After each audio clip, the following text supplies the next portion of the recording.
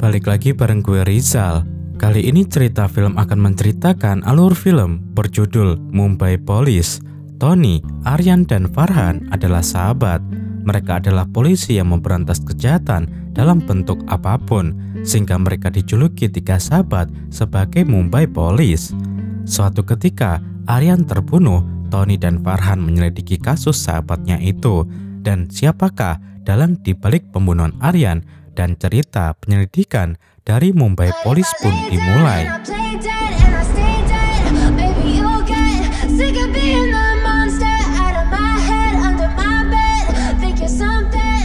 Tony adalah seorang polisi cerdas yang mempunyai kebiasaan buruk seperti pemabuk dan suka bertindak seenaknya. Beberapa anggota kepolisian tidak menyukai Tony. Meskipun begitu, Tony sangat menjunjung tinggi martabat kepolisian dan persahabatan. Tony dikenal jago berkelahi dan tidak pernah takut terhadap siapapun. Tidak sedikit orang yang menyebut Tony adalah polisi preman. Tony mempunyai sahabat tetap bernama Farhan. Tony juga bersahabat baik dengan istri Farhan. Aryan adalah polisi muda yang baik hati. Karena masih muda, Aryan belum mempunyai banyak pengalaman. Suatu malam, saat Aryan dan anak buahnya melakukan razia di pinggir kota, terlihat ada kapten angkatan laut bernama Srivinas terbukti mabuk saat menyetir. Aryan lalu dengan tegas menilang Srivinas dan terjadi adu mulut antara mereka. Aryan menampar Srivinas dengan keras. Srivinas lalu dibawa ke kantor polisi. Setelah itu, anak buah Aryan mengatakan, "Pak Aryan, yang kita tangkap ini adalah kapten angkatan laut." Aryan kaget dan baru tahu ternyata yang ia tangkap adalah pejabat tinggi angkatan laut. Aryan sedikit ketakutan, tapi itu semua sudah terlanjur. Aryan lalu menelepon atasannya bernama Farhan.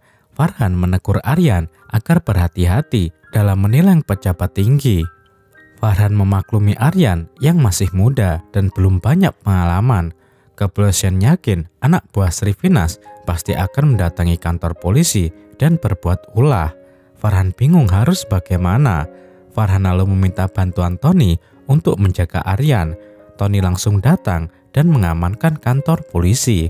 Tony bertemu dengan Aryan dan mengatakan, "Aryan, nyawa polisi lebih berharga dari siapapun. Kau harus tetap di sini dan jangan keluar. Biarkan pintu gerbang terbuka. Biarkan anak buah Srivinas datang ke sini, aku akan mengajar mereka semua."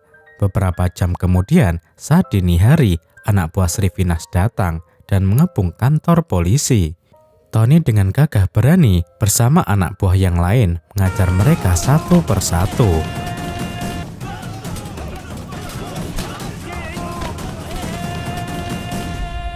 Mereka semua lari ketakutan. Petinggi angkatan laut dan Farhan berdiskusi tentang hal ini agar bisa mencari jalan tengah. Akhirnya Srivinas dibebaskan. Tetapi setelah tragedi itu, Srivinas sangat membenci Aryan. Semua orang tahu tentang perselisihan ini.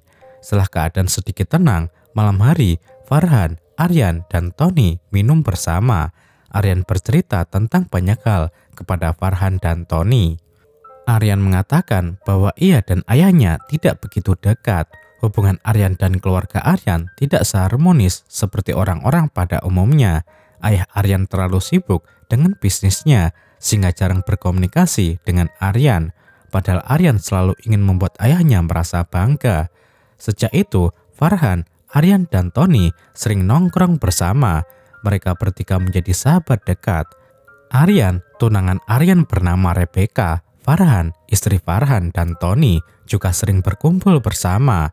Ikatan persahabatan mereka semakin kuat. Mereka saling memberi nasihat dan melindungi satu sama lain. Untuk meredakan hubungan angkatan laut dan kepolisian, dua institusi itu mengadakan acara dansa. Banyak anggota angkatan laut dan kepolisian hadir dan merampaikan acara. Terlihat di acara itu, anak buah Srivinas sangat membenci Tony karena Tony lah yang menghajar mereka semua. Farhan dan Tony lalu keluar sejenak untuk mencari udara segar. Beberapa orang maju ke depan dan berjoget bersama. Aryan mengajak istri Srivinas untuk berjoget. Setelah berjoget, Srivinas dan anak buahnya memukuli Aryan yang ada di dalam kamar mandi. Aryan lalu keluar dan mengobrol dengan Tony dan Farhan. Saat Tony melihat wajah Aryan yang memar, Tony tahu ini pasti ulah Srivinas. Farhan mengatakan kepada Tony agar tidak emosi. Tony masuk ke dalam dan mengambil botol. Tony langsung memukul kepala Srivinas dengan botol. Kapten Srivinas terluka parah dan dilarikan ke rumah sakit. Berita ini menyebar di media. Media memojokkan kepolisian dengan menyebut Farhan, Tony, dan Aryan adalah Mumbai Police, yaitu 3 polisi bersahabat yang selalu bikin ulah.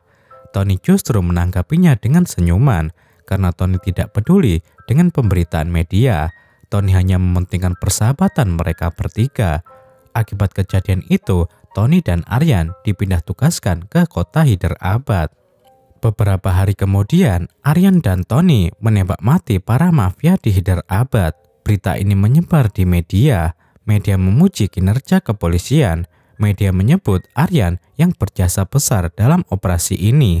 Kapolsek bangga dengan apa yang dilakukan Aryan, padahal itu semua dilakukan oleh Tony. Tony lah yang menembak mati para mafia itu. Farhan juga tahu bahwa yang menembak mati para mafia itu adalah Tony, tetapi Tony membiarkan media dan semua orang memuji Aryan. Tony ingin agar ayah Aryan merasa bangga dengan Aryan. Pemberitaan media bagi Tony tidaklah penting. Bagi Tony yang terpenting adalah persahabatan. Tony rela melakukan apapun demi persahabatan. Kepolisian Mumbai mengadakan upacara untuk memberikan penghargaan galantri kepada Aryan. Acara itu dihadiri oleh gubernur dan kapolda. Ayah Aryan turut hadir dan merasa bangga dengan Aryan. Saat Aryan sedang melakukan pidato, tiba-tiba Aryan ditembak sniper canggih tepat di dadanya. Semua orang panik dan menyelamatkan diri. Tony melihat seseorang di dalam gedung berusaha kabur melarikan diri. Tony yakin itu adalah penembak jitu. Tony dan anak buahnya langsung melakukan pengejaran ke gedung itu, tetapi terlambat. Pelaku berhasil kabur. Sore hari, Aryan dimakamkan. Semua orang bersedih atas kehilangan Aryan. Farhan memerintahkan Tony untuk mengusut kasus ini. Tony langsung melakukan penyelidikan. Tony memerintahkan anak buahnya untuk mengumpulkan data semua orang yang hadir dalam upacara itu. Tony berasumsi pelaku menggunakan senjata canggih yang mempunyai kemampuan tembak jarak jauh. Tony juga mendapatkan informasi bahwa ada preman setempat yang menguasai daerah gudang itu. Ia bernama Roy. Tony menduga Roy terlibat dalam pembunuhan Aryan. Tony langsung melakukan pengejaran kepada Roy.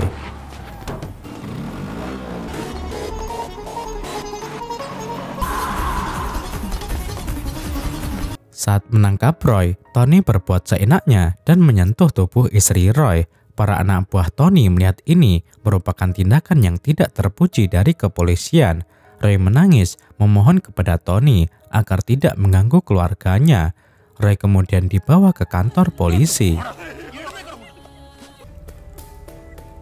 Karena kurangnya bukti, Roy kemudian dibebaskan. Tony mendapatkan informasi dari seorang saksi di salah satu gedung apartemen yang mengatakan malam itu ada mobil berwarna hijau yang parkir tepat di bawah lampu jam 12 malam. Tetapi saksi itu tidak tahu wajah pelaku. Tony menduga mobil hijau itu adalah mobil pelaku. Tony didampingi pelukis terus berupaya menggambar sketsa pelaku yang melarikan diri dari gedung. Dan akhirnya Tony berhasil mendapatkan sketsa wajah pelaku. Tony yakin sketsa wajah pelaku itu adalah salah satu keluarga mafia yang ia bunuh di kota Hyderabad. Tony bertemu dengan Srivinas dan mengajukan beberapa pertanyaan. Tony melihat mobil Srivinas berwarna hijau dan angkatan laut mempunyai persenjataan yang canggih. Tony menduga kuat Srivinas terlibat dalam pembunuhan Aryan karena Srivinas mempunyai motif balas dendam kepada Aryan. Tony sambil tersenyum sombong menunjukkan foto sketsa wajah pelaku kepada Sri Vinas. Sri Vinas marah kepada Tony karena Sri Vinas tidak mengenal wajah di sketsa itu. Sri Vinas juga ngotot tidak terlibat dalam pembunuhan Aryan. Tony bertemu dengan keluarga Aryan untuk menggali informasi. Aryan dahulu memberitahu Tony bahwa Aryan tidak terlalu dekat dengan keluarganya sendiri. Tony mengatakan kepada ayahnya Aryan bahwa kemungkinan besar pelakunya adalah Sri Vinas. Ayahnya Aryan menjawab, "Tapi ada yang aneh dengan pembunuhan anakku ini. Saya kira Sri Vinas tidak mungkin sebenci itu kepada anakku sampai membunuh." Malam hari, Farhan bertemu dengan Tony dan membicarakan kasus ini. Farhan terus ditekan Kapolsek agar segera menuntaskan kasus ini. Farhan juga mendesak Tony agar segera mencari pelakunya. Tony mengatakan kasus ini sedang berprogres. Buktinya, aku bisa menemukan 3 suspek, yaitu Srinivas, Roy, dan Mafia yang disketsa wajah. Aku yakin mereka bertiga ini bersekongkol dalam pembunuhan Aryan. Aku sekarang ini sedang memikirkan hubungan ketiga pelaku ini dan bagaimana mereka melakukan semua ini. Beri aku waktu beberapa minggu lagi. Aku berjanji tidak akan membuatmu malu di depan Kapolsek. 40 menit kemudian, Tony menelepon Farhan sambil menangis dan mengatakan, "Farhan, aku sudah menemukan pelakunya." The case is solved. Farhan. Tiba-tiba ada mobil pengangkut barang yang menjatuhkan kulkas dan menyebabkan Tony mengalami kecelakaan.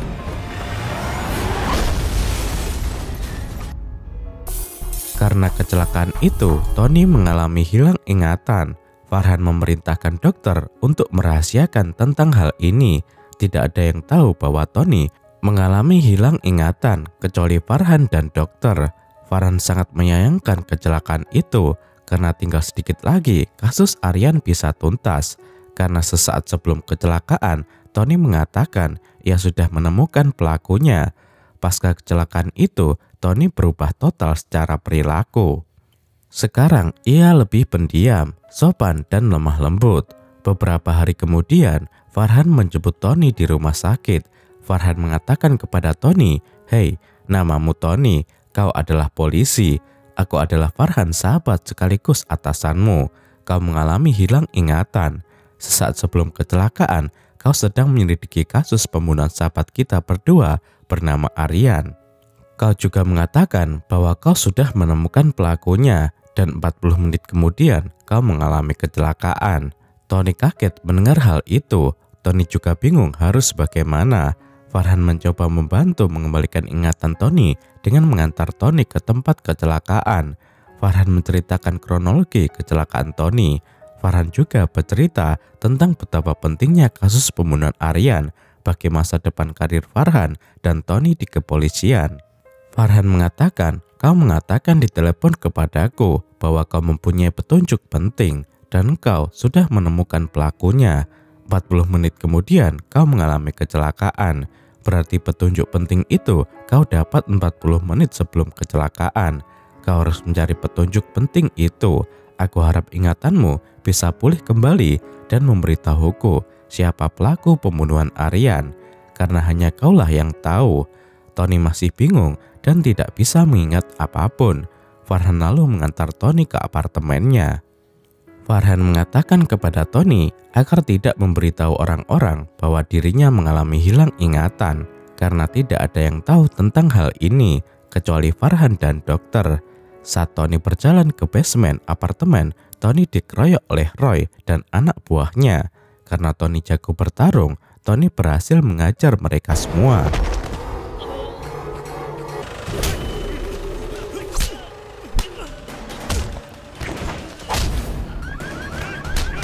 Karena pertengkaran itu, banyak penghuni apartemen merasa terganggu. Saat Tony masuk ke dalam kamarnya, Tony berusaha mengingat siapa dirinya. Tetapi Tony benar-benar tidak bisa mengingat apapun. Pagi hari, apartemen Tony didatangi manajer dan beberapa penghuni apartemen lain yang memerintahkan Tony agar keluar dari apartemen. Karena Tony sudah sering mabuk dan tadi malam Tony bikin keributan dengan para preman.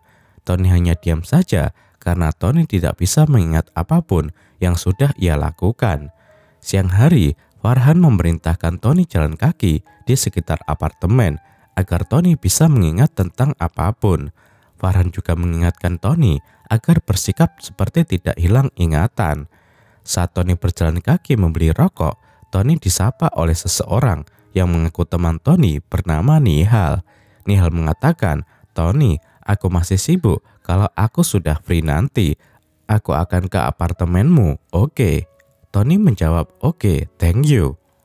Nihal heran dengan perubahan sikap Tony yang sekarang lemah lembut. Karena baru kali ini Tony mengatakan thank you. Tony kembali ke dalam mobil dan marah-marah kepada Farhan karena ia tidak bisa mengingat apapun. Tony memaksa agar memberitahu siapa dirinya sebenarnya. Farhan menyarankan Tony untuk mulai melakukan penyelidikan lagi tentang kasus Aryan agar Tony bisa mengingat kembali siapa dirinya. Tony pulang ke apartemen dan mempertimbangkan saran Farhan. Tony juga melihat seragam polisi yang ada di lemarinya.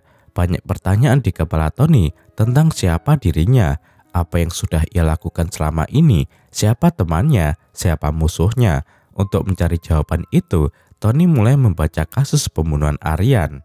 Setelah membaca semua file kasus Aryan, Farhan mengajak Tony untuk bertemu. Farhan menunjukkan tempat bar mereka mengobrol beberapa jam sebelum kecelakaan terjadi. Farhan mengatakan, malam itu kita berdua duduk di pojok sana dan membicarakan kasus Aryan. Kau mengatakan kepadaku bahwa kau membutuhkan waktu lagi untuk menghubungkan Srivinas, Roy, dan wajah sketsa dalam pembunuhan Aryan. Lalu 40 menit kemudian, kau meneleponku dan mengatakan dengan penuh percaya diri bahwa kau sudah menemukan pelakunya. Artinya, kau sekarang harus mengingat apa yang kau lakukan dalam 40 menit itu. Kemana saja kau pergi selama 40 menit itu, agar kau bisa mengingat siapa pelakunya. Kasus ini kau yang memulai penyelidikan, oleh karena itu kau jugalah yang harus menyelesaikannya. Kau hanya hilang ingatan, bukan berarti kau tidak bisa berpikir kembali tentang kasus ini. Jika kasus ini tidak selesai, kasus ini akan diambil alih oleh polisi lain dan akan merusak karir kita di kepolisian. Tony bertemu dengan dokter yang menanganinya untuk diperiksa terlebih dahulu. Hasilnya, dokter memperbolehkan Tony bekerja kembali karena Tony mempunyai kecerdasan yang tinggi. Saat Tony sedang berjalan kaki pulang dari rumah sakit, Tony dihadang Roy dan beberapa anak buahnya. Roy mengatakan, "Di belakangku ini ada anak buahku yang siap dengan senjata. Jika kau bergerak, kau akan mati. Malam kemarin aku mendatangi apartemenmu untuk memotong tanganmu karena engkau sudah menyentuh istriku. Beruntung kau masih hidup sekarang. Aku meminta kepadamu untuk tidak menggangguku lagi karena aku tidak terlibat dalam pembunuhan Aryan." Tony merasa yakin Roy mengatakan yang sejujurnya. Omongan Roy ini menjadi titik balik hidup Tony. Tony bersemangat lagi dan bekerja kembali sebagai polisi. Saat berada di kantor polisi, Tony menyapa dengan sopan para anak buahnya. Para anak buahnya bingung dengan perubahan sikap Tony yang sekarang lembut.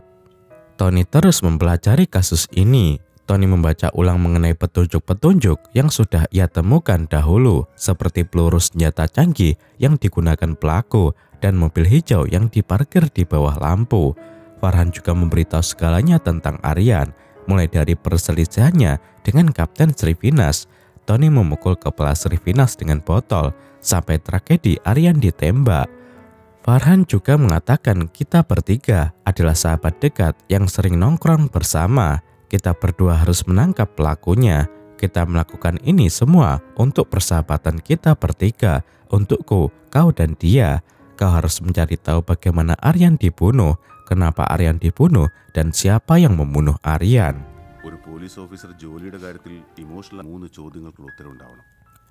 Tony melakukan rapat dengan para anak buahnya. Lagi-lagi, para anak buahnya bingung dengan perubahan sikap Tony yang lemah lembut seperti sekarang. Anak buahnya memberikan informasi lain mengenai Srivinas, Roy, dan pria dalam sketsa. Anak buah Tony juga menunjukkan beberapa foto penembak jitu yang diduga keluarga mafia yang dibunuh Tony dan Aryan dahulu. Tony sekarang tidak pernah mabuk lagi. Malam hari, saat Tony sedang minum teh di kafe, Tony melihat ke arah mobil-mobil di jalan. Ternyata warna mobil-mobil itu berubah jika diterangi lampu. Tony jadi teringat mengenai petunjuk mobil hijau. Tony bertemu dengan seorang saksi mata dan bertanya lagi tentang mobil hijau. Ternyata mobil hijau yang dimaksud saksi mata adalah mobil berwarna biru. Saksi itu melihat mobil pelaku dari kamar apartemennya yang diparkir tepat di atas lampu dan terlihat berubah warna menjadi hijau. Tony mengatakan kepada anak buahnya untuk mencoret nama Srivinas dari list terduga karena terbukti mobil pelaku tidak sama dengan mobil Srivinas. Para anak buah Tony kaget dengan pernyataan Tony karena semua orang tahu Srivinas sangat membenci Aryan dan Srivinas mempunyai motif untuk membunuh Aryan. Tony dan Farhan kemudian pergi ke apartemen Rebecca. Ternyata satpam apartemen Rebecca mengatakan Tony menemui Rebecca sebelum kecelakaan terjadi. Artinya di sanalah Tony menemukan petunjuk penting yang membuatnya percaya diri bahwa ia sudah menemukan pelakunya.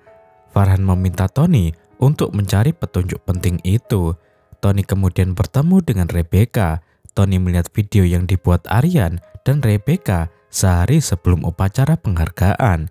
Di video itu terlihat Aryan latihan berpidato dengan mengatakan yang pantas menerima penghargaan ini adalah sahabat baikku bernama Tony. Tony, naiklah ke atas panggung bersamaku. Melihat video itu, Tony tersentuh hatinya karena video itu menunjukkan betapa sayangnya Aryan kepada Tony sebagai sahabatnya. Ternyata petunjuk penting itu adalah video pidato latihan Aryan. Tony lalu bertemu dengan Farhan dan mengatakan, "Farhan, kalau petunjuk penting itu adalah video ini, maka pelaku tahu kalau Aryan akan menyebut diriku saat berpidato. Pelaku tidak mau hal itu terjadi. Artinya, pelaku tidak mau aku mendapatkan penghargaan itu. Pelaku adalah musuh di dalam selimut." Tony mulai mencurigai Farhan. തിരിച്ചറിയാൻ കഴിയാത്ത Tony bertemu dengan informan yang berprofesi sebagai penembak jitu di TKP. Setelah penembak jitu itu menganalisanya, ia mengatakan, "Menurut saya, gedung tempat pelaku menembak Aryan bukan di sini, tetapi di sebelah kiri." Pelaku menggunakan senjata otomatis yang sangat canggih. Tony dan kepolisian bingung dengan analisa penembak jitu karena di laporan yang Tony buat dahulu sebelum hilang ingatan, ada seseorang yang berusaha lari dari gedung di sebelah kanan. Artinya, laporan yang dibuat Tony itu tidak logis. Tony lalu menghapus list terduga pria sketsa itu. Tony lalu ditelepon anak buahnya yang mengatakan, "Pak Tony, ada mobil biru yang disita di kantor polisi yang mirip dengan mobil pelaku. Dan mobil itu hanya polisi yang bisa memakainya." Sekarang, Tony bingung harus bagaimana. Ia terus didesak Kapolsek agar segera mencari pelakunya. Tony pulang ke apartemennya dan terus memikirkan kasus ini. Beberapa jam kemudian, Nihal datang ke apartemen Tony membawa makanan dan minuman. Nihal meletakkan makanan itu di meja dan masuk ke kamar Tony dan memakai pakaian Tony. Tony bingung dengan perilaku Nihal. Tony tidak mengundangnya ke sini dan Nihal seenaknya saja memakai pakaian Tony seakan-akan ia sudah kenal dekat dengan Tony. Dan tiba-tiba Nihal berusaha mencium Tony. Tony menolak dan mendorong Nihal. Nihal mengatakan, "Kenapa kau seperti ini? Apakah kau tidak mencintaiku lagi? Apakah kau menemukan orang lain?" Tony lalu mengusir Nihal keluar dari apartemen. Tony akhirnya menangis dan mengingat kembali ingatannya.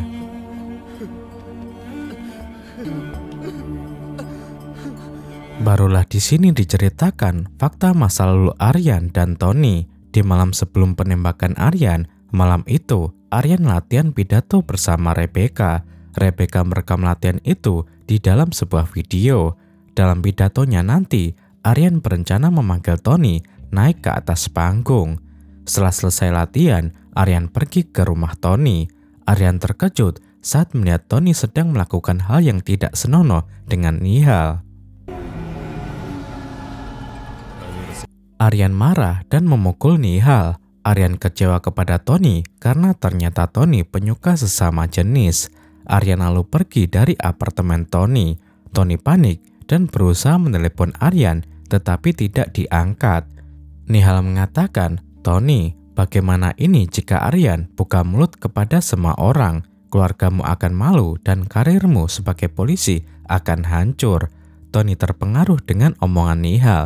Tony yang masih emosi berpikir pendek dan berencana membunuh Aryan. Tony langsung mengambil mobil sitaan polisi berwarna biru dan membawa senjata canggih milik kepolisian, lalu meletakkan senjata itu di gedung sebelah kiri. Tony lalu menyeting senjata otomatis itu akan mengarah tepat ke jantung Aryan. Besok pagi saat Aryan melakukan pidato, Tony menekan tombol di HP-nya dan membuat senjata canggih itu menembak tepat ke jantung Aryan. Tony lalu berakting dan berbohong telah melihat seseorang berlari dari gedung yang sketsa wajahnya mirip dengan keluarga mafia. Tony juga ingin memanfaatkan permusuhan Srinivas dan Aryan untuk menuduh Srinivas yang membunuh Aryan. Tony juga ingin menuduh Roy terlibat dalam pembunuhan ini. Tony ingin mengarang cerita untuk menghubungkan ketiga orang yang ia tuduh ini. Di saat malam ia berjanji kepada Farhan akan menemukan pelaku. Ia bertemu dengan Rebecca dan melihat rekaman video itu.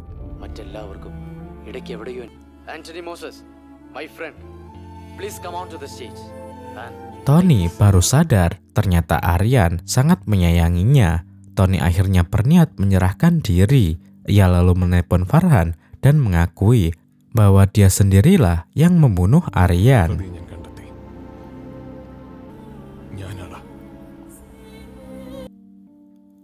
Lalu tiba-tiba kecelakaan itu terjadi dan membuatnya hilang ingatan. Setelah Tony mengingat kembali semua ingatannya, Tony menyerahkan diri kepada Farhan. Ternyata Farhan sudah tahu bahwa sebelum kecelakaan, Tony sudah mengakui dirinya lah yang membunuh Aryan. Farhan tidak mau langsung menangkap Tony. Farhan sengaja melakukan ini semua agar Tony sendirilah yang menyadari karena Farhan adalah orang yang bijaksana dan menjunjung tinggi persahabatan. Tony mengatakan sambil menangis bahwa ia menyesal telah membunuh Aryan. Karena meskipun Aryan tahu aib Tony, Aryan tidak membuka mulut tentang aib Tony. Aryan tetap menyayangi Tony sebagai sahabat. Tony rindu dengan persahabatan mereka bertiga.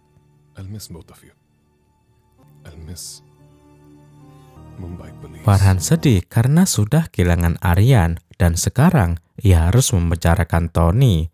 Dan film pun berakhir.